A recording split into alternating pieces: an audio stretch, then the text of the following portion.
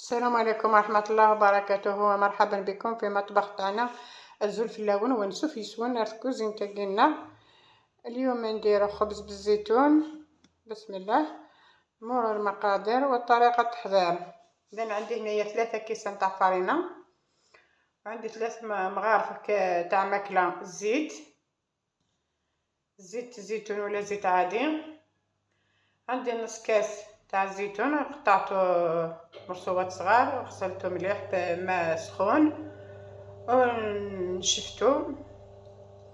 عندي نص معلقه صغيره ملح، معلقه صغيره سكر، معلقه كبيره تاع ماكله خميره تاع الخبز.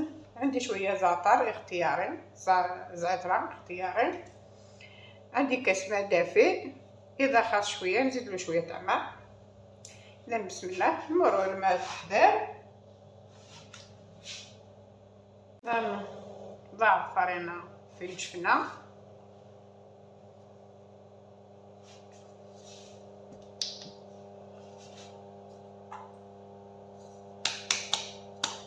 ندير الملح نص معلقة صغيرة تاع الملح، ندير السكر معلقة صغيرة تاع السكر، ندير خميرة تاع الخبز معلقة كبيرة تاع ماكلة. نخلط فرينة مع الخميرة والسكر والملح. نضيف الزيت 3 ملاعق تاع ماكلة تاع الزيت.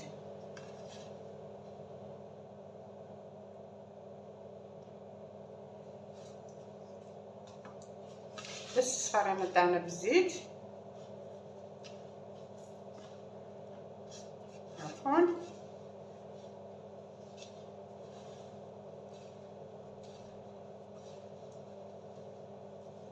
ندير الماء تدريجيا.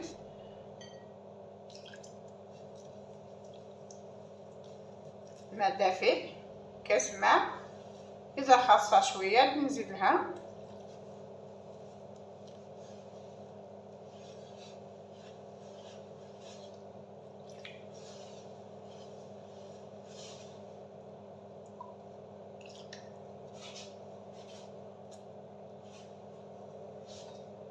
نجبد كاس، نجبد شويه ماء،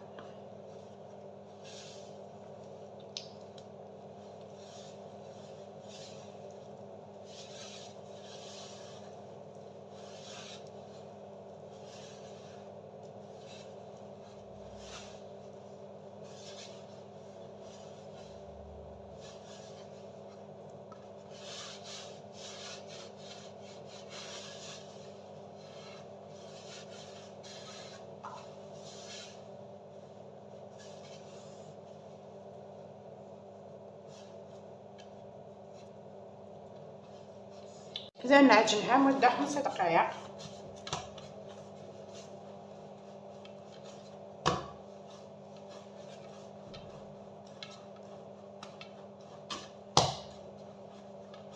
إذا بعد ما عجنتو 5 دقائق نضيف زعترة، هذا اختياري.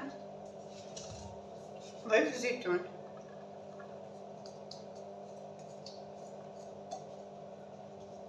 نمزج الزيتون مع العجينة والزعترة.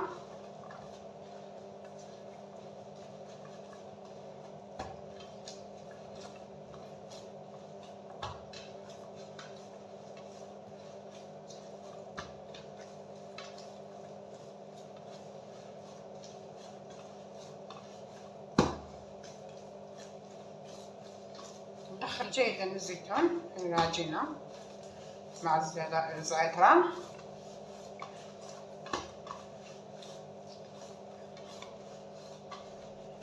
الزيتون شفتو مليح، نغطيه نخليه هكا يخمر حتى يضعف الحجم تاعو. من بعد ما خمرت العجينة تاعنا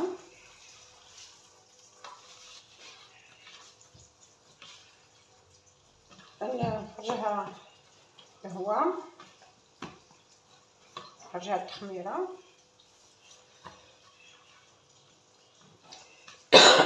الفرن. اللي حاب يدير وحده كبيره في المول ولا في السنيوه، حاب يقسمها صغار، انا نقسمها على 2.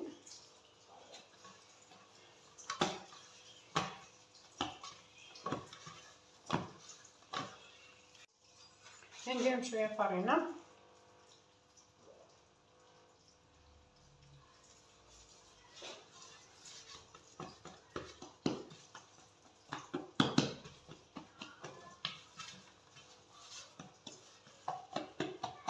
ونحطها في السنيوه مرشوشه بالفرينه.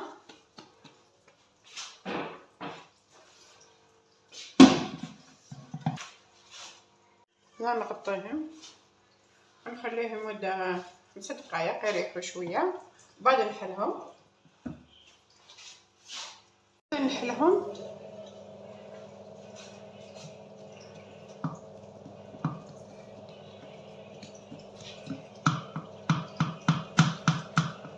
شوية فرينة من فوق،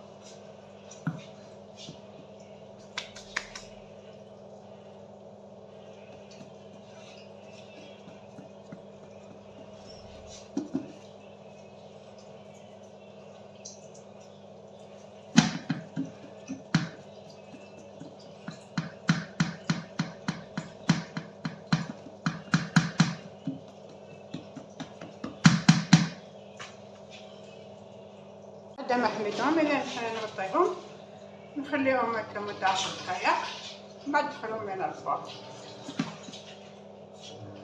إذا ندخلهم إلى الفرن على درجة الحرارة 180 مدة 25 أو 30 دقيقة. إذا ها هو الخبز تاعنا طابو. نقسم واحدة معكم خبز بالزيتون،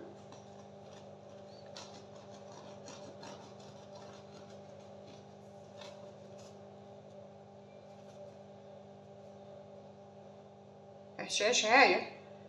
يحب يزيد له شويه تاع الحليب، غرفه تاع ماكله تاع حليب مجفف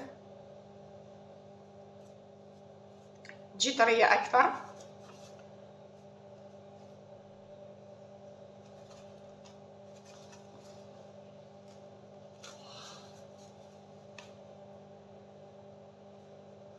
إذن شهية طيبة، وإلى اللقاء في وصفات أخرى إن شاء الله. هاكون جرير هنا ثاني 100 ثنون، أعطيكم صحة 100 دقيقة 100 دينار، وثاكل في النظر إن شاء الله.